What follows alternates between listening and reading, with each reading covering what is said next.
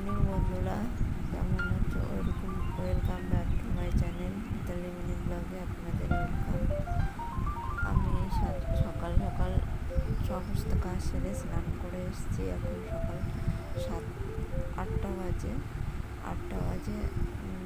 এখন আমি স্নান করে এসে এখন চা বিস্কুট খাবো। খেয়ে রান্নাঘরে কাজ আছে, রান্নাঘরে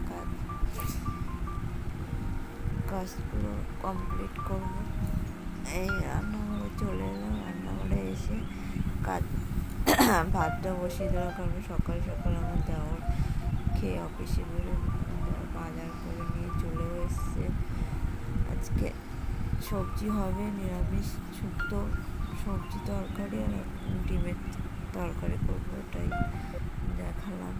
ডিমের তরকারি, নিরামিষ তরকারি হবে, ডিমের তরকারি বসিয়ে দিয়েছি।